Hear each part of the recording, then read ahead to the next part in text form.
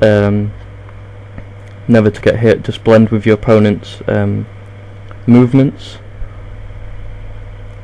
and not really to go against it or force on force. It's not force on force, it's using their force against them, really, because whenever they make an action, you're just going to make a reaction to that to dictate what's going to happen. In that, you should not just be going to trying to attack with no action. You should wait to see what their action is, which will dictate what your counter action is going to be to their action, rather than just going in to try and attack them or force on force, which is not really going to work. In that, you should use strength and movement of the attacker for your own purpose, therefore you are actually using their strength against them. Some of the other concepts of the crane is force on the attacker on what you want them to see and expect, which I suppose translates into non-telegraphing, fast movements. You don't want them to actually see what you're going to do. Quite the opposite, you want them to see nothing at all. Seek not to win, but to help your opponent to defeat themselves is also another concept of the crane, which goes again with what I just said. You are not really trying to beat them force on force, you are almost using their own movements just to then create said reaction movements from yourself to defeat them. The snake has a few as well.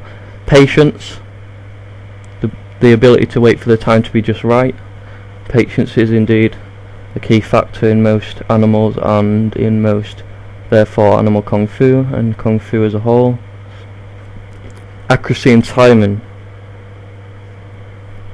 is based on order, leading to knowledge, and together with skill is the ability to translate this into an appropriate action at the right time, in the right place, in the most effective way, which is indeed what WingChun is as well. Taking the most direct path, your longest weapon, to the closest target. Therefore, this is why there's no high kicks as well in WingChun. You are hitting at knee level with your legs only.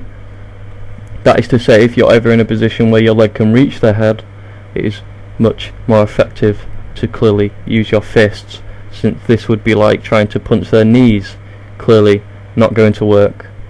And this is why you would only have low kicks. Of course, some of the other skill, knowledge, order, which was just explained in the accuracy and timing, is some other concepts as well of the snake.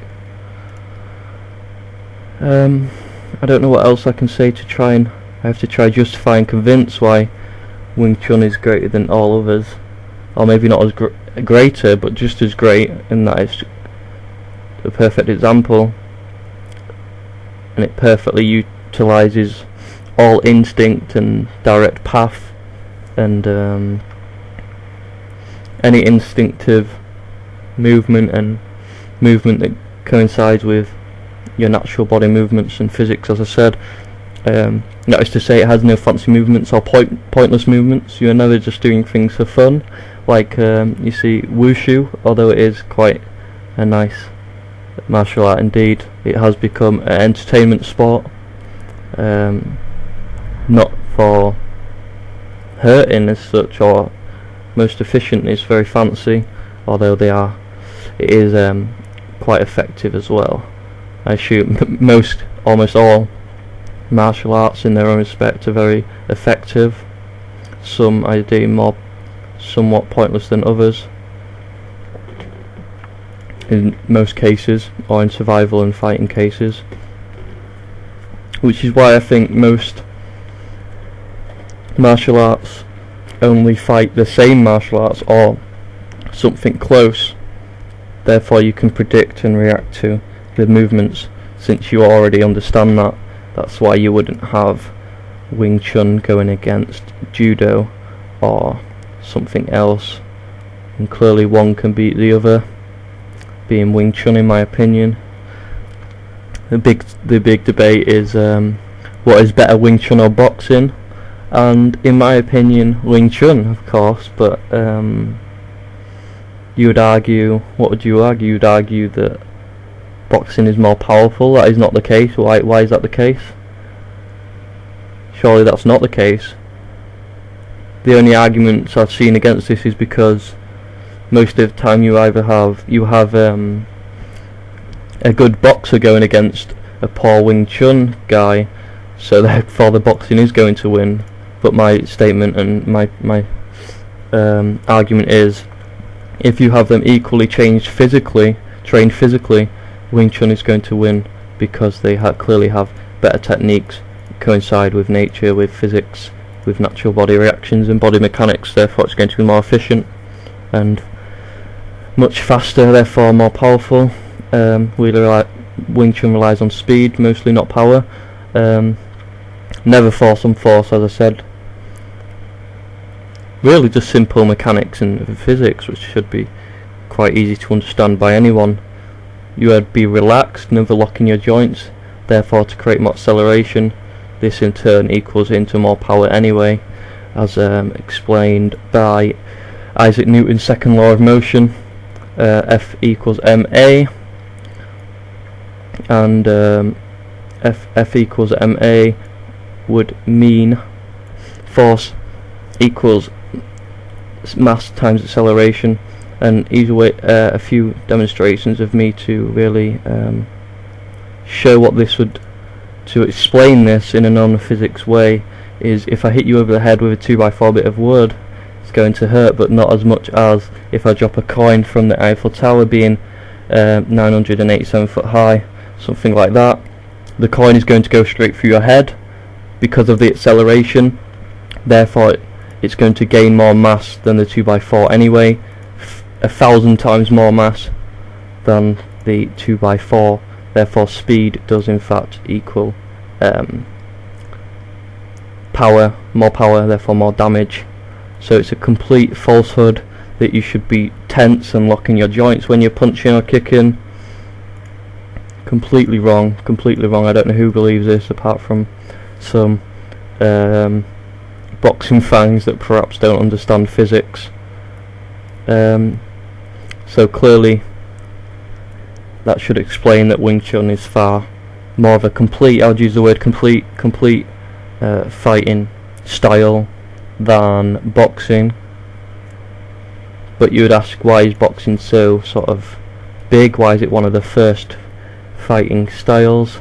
Well, I would argue it's not at all. It is in the West, maybe, to people that don't really understand the mechanics of the body, since it is, I believe, created in the 15th century. So it's actually not that old at all, since martial arts is indeed 4,000 or so years old, and Wing Chun is from the 16th century, I do believe. So you boxing fans seem to make out that it's the earliest sort of fighting, therefore it's the most correct. This is clearly not the case. It's just our instinctive method of fighting. You're going to pull your arm back and you are going to punch and be all angry and all tense, which we found out is clearly not effective at all. It's just what we believe to be effective before we clearly had any understanding of martial arts, of the true way of fighting and science. But hopefully, well, arguably I wouldn't want, I don't know, I can't really dismiss a whole style, but I'd argue there's not much need for boxing, since we've explained it's not that great at all. You are just trading blows and strength on strength, hitting each other, resetting, hitting each other and resetting again, which I don't know what that proves really. That doesn't prove anything, does it? That doesn't prove anything. You're going in with the intent to hurt the other person, to win a belt, to have a belt, to retire at 30, 40, whatever, and to grow old like anybody else, in fact maybe weaker than anyone else, because of all the damage you've encountered. You will probably grow quite weak indeed. But martial arts, on the other hand, focuses on philosophy, As we said, kindness, morality, all these things that may come through religion, but is indeed nothing to do with religion at all, through simple science and the understanding of health. It's mostly health. As you say, martial artist should be indeed a doctor. I believe you'd be teached how to be a doctor. Teached, that's a word, I'm not American, it sounds like something Americans would say. Martial artists would be taught to be doctors first and foremost, before indeed fighting in sort of the Eastern ways. So very bad indeed, I think, boxing, to go in with the intent of hurting